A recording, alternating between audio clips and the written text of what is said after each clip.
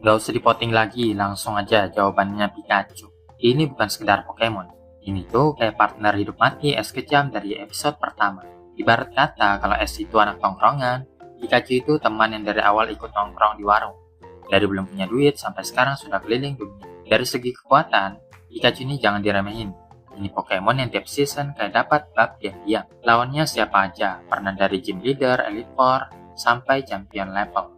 Bahkan di turnamen Master Egg, Pikachu sudah naik level ke monster kecil tapi nyusahin. Ini tipe Pokemon yang kalau dilihat lawan langsung mikir, waduh tikus listrik ini lagi. Unggulan uniknya juga nggak main-main ya guys ya. Pikachu bisa Gigantamax yang bikin dia berubah jadi versi Chonky super gede dengan serangan Gimax Fall Crash yang bukan cuma sakit, tapi juga bikin lawannya lumpuh. Belum lagi Z-move spesialnya, 10.000 Volt Thunderbolt. Namanya aja udah kayak token listrik PLN sebulan full dipakai satu serangan. Dan yang bikin beda, ini Z-move nggak bisa dipakai sembarangan. Yang bisa pakai cuma Pikachu S doang. Udah kayak skin limited edition. Yang paling penting sebenarnya bukan cuma power, tapi chemistry.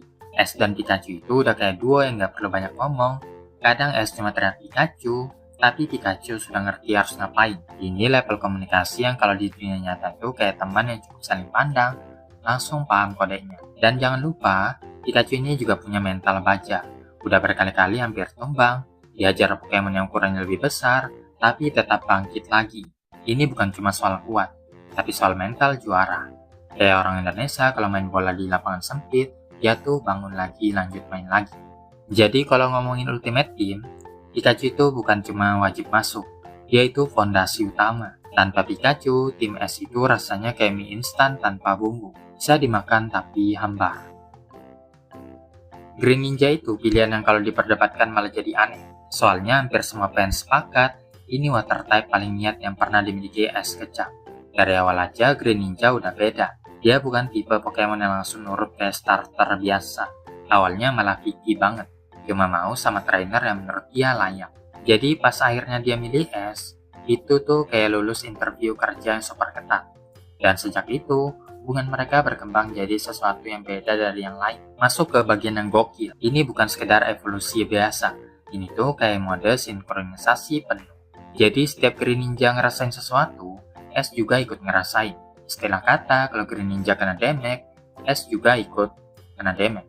Dan pas berubah jadi S Green Ninja, itu udah bukan lagi Pokemon biasa. Itu kayak karakter utama anime yang lagi masuk mode Final Battle. Dari segi gaya bertarung, Green Ninja ini definisi gesit banget dan susah banget untuk ditangkap. Gerakannya cepat, lincah, dan selalu tricky. Lawan belum sempat mikir, dia sudah pindah posisi 3 kali. Water Shuriken-nya juga bukan cuma lempar doang, tapi bisa dipakai buat berbagai strategi. Kadang jadi senjata, kadang jadi alat buat ngeboost gerakan. Ini Pokemon yang kalau dibaratkan pemain bola, tipe winger yang larinya kayak dikejar setan. Refleksnya juga gila. Green Ninja sering banget dodge serangan di detik-detik terakhir. Itu skill yang gak semua Pokemon punya. Dan yang bikin dia makin spesial, dia itu sering banget jadi kartu andalan S di momen-momen penting. Kalau situasi sudah panas, biasanya Green Ninja yang dituruni. Ini Pokemon yang kalau sudah masuk battle, vibe-nya langsung berubah jadi serius. Gak ada lagi bercanda, langsung fokus, langsung gas. Intinya Green Ninja itu bukan cuma kuat, tapi juga stylish. Kombinasi antara power, speed, dan koneksi emosional sama S, bikin dia jadi salah satu Pokemon paling mematikan di tim ini. Kalau Pikachu itu hati dari tim, Green Ninja itu pedangnya. Dan pedangnya ini tajam banget. Lanjut ke Lucario. Nah ini Pokemon yang kalau dibilang main pakai feeling, tapi feelingnya bukan feeling biasa. Ini levelnya aura. Dan yang bikin makin gila, auranya nyambung langsung sama S. Jadi bukan cuma sekedar trainer kasih perintah, tapi kayak dua orang yang sudah satu frekuensi. Lucario ini ibarat teman yang gak perlu dijelasin panjang lebar. S cukup kasih kode dikit, Lucario sudah ngerti harus ngapain. Bahkan kadang sebelum S ngomong pun, Lucario sudah duluan bergerak. Ini tuh kayak main Mobile Legends bareng teman, ya. Belum di ping sudah tahu mau geng atau mundur. Dari segi bertarung, Lucario ini paket lengkap. Dia punya teknik, punya power, dan yang paling penting punya insting. Serangannya kayak Force Palm Aura Spear.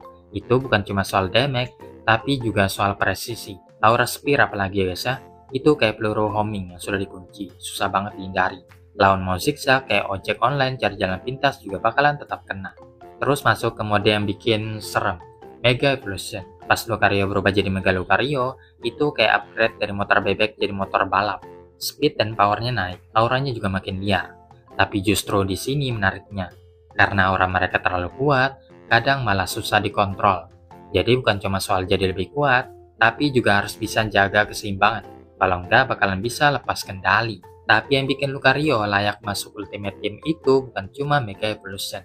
Bahkan di best form aja, dia sudah cukup kuat bikin lawan mikir 2 kali. Kombinasi serangan cepat, kemampuan baca pergerakan lawan lewat aura, sama reaksi super cepat bikin dia kayak petarung MMA yang sudah baca gerakan lawan sebelum lawan itu sendiri sadar. Dan satu lagi guys ya, Lucario ini tipe yang kalau sudah masuk battle auranya langsung kerasa. Bukan banyak gaya, tapi lebih ke diam tapi mematikan. Jadi kalau Green Ninja itu pedang tajam, Lucario ini kayak radar plus petarung sekaligus. Dia bisa baca situasi, langsung adaptasi, dan kasih tekanan tanpa henti. Pokemon yang bukan cuma kuat, tapi juga pintar. Sceptile, Pokemon yang sering banget kena sindrom underrated padahal OP. Banyak yang lupa kalau ngomongin performa, Sceptile itu termasuk yang paling konsisten. Gayanya kalem, cool, nggak banyak gaya. Tapi begitu bertarung, langsung beda cerita. Dari segi kecepatan, Sceptile ini kayak motor matic yang tiba-tiba disetting balap. Gerakannya lincah banget, susah ditangkap. Tapi yang bikin dia spesial bukan cuma cepat, tapi juga powernya yang ternyata sakit. Leaf Blade itu bukan sekedar tebas biasa, tapi bisa jadi finishing move yang benar-benar menentukan.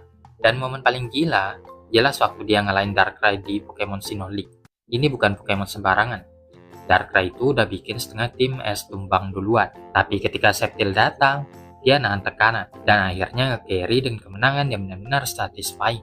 Yang menariknya lagi, Sceptile ini tipenya bukan yang emosional atau terlalu dekat kayak Pikachu. Dia lebih ke tipe silent carry. Gak banyak interaksi dramatis, tapi pas dibutuhin, dia selalu deliver. Kayak teman yang jarang ngomong di tongkrongan, tapi sekali ngomong langsung ngena. Makanya kalau masuk ke Ultimate Team, Sceptile itu ibarat pemain underrated di tim futsal yang jarang disorot. Tapi tiap pertandingan pasti nyumbang gol. Gak heboh tapi bikin mantep banget. Terus di bagian support ada Gengar. Ini Pokemon yang kalau diibaratkan dalam tongkrongan, dia itu teman yang kelihatannya santai dan suka bercanda. Tapi ternyata paling serba bisa. Mau dibantuin, bisa. Mau ngerusuh, apalagi. Gengar punya moveset yang fleksibel banget. Dia bisa ganggu lawan pakai hipnosis, bikin lawan tidur dulu biar istirahat sebentar. Terus dilanjut Dream Eater buat nyedot HP. Kalau mau main aman, dia bisa spam Shadow Ball dari jauh. Tapi kalau lagi niat rusuh, Sludge Bomb juga bisa bikin lawan pusing. Intinya dia bisa nyesuaiin diri dengan kondisi battle. Nggak kaku kayak Pokemon yang cuma bisa satu move doang. Yang bikin menarik, Gengar ini tipe yang tricky. Dia bisa ngilang, masuk bayangan, lalu muncul tiba-tiba kayak tukang parkir ilegal. Lawan jadi susah nebak pergerakannya. Ini penting banget di battle besar, karena kadang bukan soal siapa yang paling kuat, tapi soal siapa yang paling bikin bingung lawan duluan. Belum lagi soal Gigantamax. Begitu Gengar berubah bentuk jadi raksasa, auranya langsung beda. Gimax Terror bikin lawan gak bisa kabur, dan efeknya nahan mereka di battlefield. Ibaratnya kayak sudah masuk arena, pintunya sudah dikunci. Mau lari juga gak bakalan bisa. Di situ Gengar bisa jadi pusat tekanan, sementara tim lain tinggal manfaatin situasi. Yang paling relate, Gengar ini kayak pemain futsal yang bisa jadi kiper, back, gelandang, sampai striker kalau dibutuhin. Gak selalu jadi bintang utama, tapi tanpa dia, tim bakal terasa kosong. Dia bukan cuma support, dia itu support yang tiba-tiba bisa jadi MVP. Dan yang terakhir, slot tipe api yang ikonik jelas jatuh ke Charizard. Ini Pokemon yang ceritanya paling drama Indonesia banget. Awalnya bandel, gak nurut, disuruh bertarung malah tidur. Tapi makin kesini, justru jadi salah satu yang paling bisa diandalkan. Kalau diingat lagi, dulu Charizard sering banget bikin es rugi sendiri. Contohnya di Liga Kanto lawan Rigi. Dia literally nolak bertarung. Lawan sudah siap, wasit sudah nunggu, dia malah selonjoran kayak habis makan siang. Itu momen yang bikin banyak fans pengen teriak ke layar TV. Tapi justru di situ kelihatan perkembangan hubungan mereka. Setelah fase remaja rebelnya lewat, Charizard berubah total. Begitu dia mulai respect kepada es, performanya langsung beda. Kekuatan fisiknya gede, flamethrower-nya makin sakit, dan yang paling penting dia punya battle experience yang luas banget. Dia sudah pernah lawan banyak Pokemon kuat, dari yang biasa sampai yang levelnya absurd. Charizard juga tipe yang kalau diturunin di momen penting, langsung kerasa auranya. Kayak kartu as yang disimpan sampai akhir.